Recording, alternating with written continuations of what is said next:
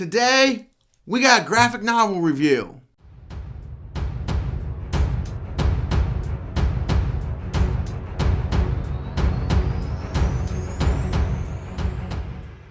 Hello everyone, welcome to the Watchtower, and like I was saying, today I'm going to review this graphic novel. This is Catwoman Lonely City, written and illustrated by Cliff Chang.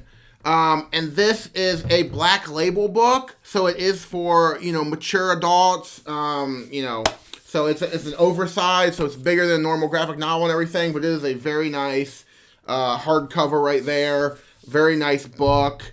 So right there, like I said, it's by Cliff Chang, written and illustrated by him. And, me, as probably most of you, know him as an artist first. I believe, I could be wrong, but I believe this is the first thing that he's writing.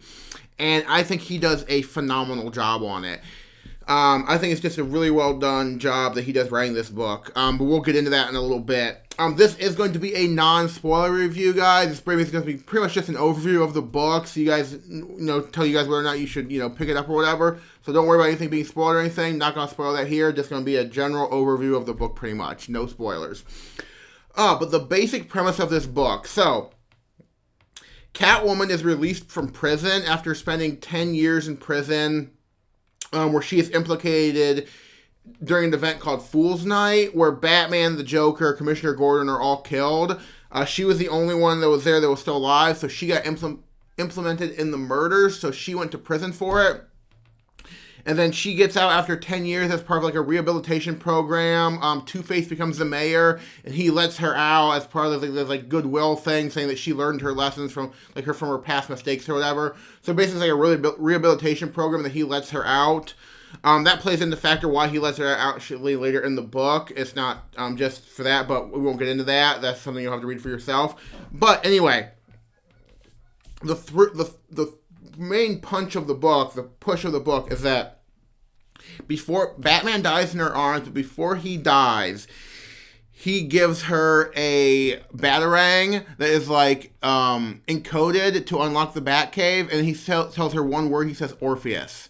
That's all he says. He says Orpheus to her. So the whole premise of this book is her plotting a heist to break into the Batcave to unlock what Orpheus is with the Batcave. And she has to break into the Batcave because ever since Batman died and the public found out that Bruce Wayne was Batman, police have been constantly placed at Wayne Manor, patrolling it and making sure that people can't get into it, because while they can't unlock the Batcave and get into it, they also want to make sure that no one else can get into it as well to get it, whatever Batman has in there. And also, they're still continue trying to get into the Batcave as well, because, Batman's got a lot of nice toys in there, and they want to get their hands on them. But no one can get into it, so there's just a police presence there at the place all the time, to make sure that, no one can get to his stuff. But so that's her main thing in this book, is breaking into the Batcave so she can figure out what Orpheus is. The premise itself is pretty straightforward, but where this book shines is the character work.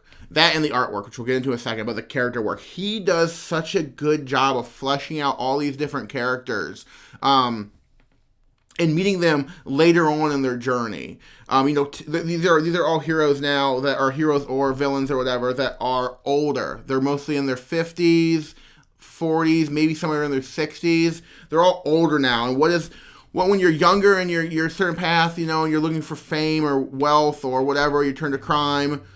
When you're older, what is your mindset? How does that change you? It's interesting seeing where we pick up with characters here. I think it's very Killer Croc's in this. He's a big part of this book. I really like what they did with Killer Croc and everything, about this guy who's just, croc person, who just real so caught up with who he was and everything. And then they have Catwoman. Yeah, there's Catwoman, but then there's Poison Ivy as well, and older Poison Ivy and stuff. Very interesting. There's a lot of different characters in this, and just catching up on all the different character interactions and everything. Two-Face is very interesting. Riddler is really interesting, seeing where these characters are and everything now.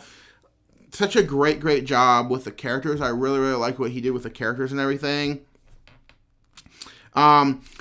This is kind of, in a way, because, we've seen heroes, older heroes, Dark Knight Returns and stuff. We see what happens to older heroes. This is pretty much, like in this book, it's all villains. What happens to villains when they get older? And this is kind of, in a way, this is kind of Catwoman's Dark Knight Returns. Kind of, she's older, she's been out of the game for, 10 years, she's been in prison, and it's about all these things that were just easy for her, like robbing, breaking into places, robbing everything, and she was agile and athletic. And she's still athletic and everything, but something like when you get older and stuff doesn't work, quite as well as it did before, knees or whatever, that kind of stuff. And what is that? How do you adapt and change and everything when your certain physical things that you had before that you could rely on aren't really there the same? And it's really cool, her mindset and everything, and her trying to go through and work and do this mission. I really, really liked the character interactions and everything, and her whole thrust through it. And then the art. The art is absolutely gorgeous. I mean, if you've read anything by Cliff Chiang before, you know what you're getting. I mean, he did the New 52 Wonder Woman run with Brian Azzarello for a while. Absolutely gorgeous artwork. He's done some Batman stuff and everything. He's done a bunch of different stuff over the years. This is a really, really good book. The art is just absolutely outstanding in it.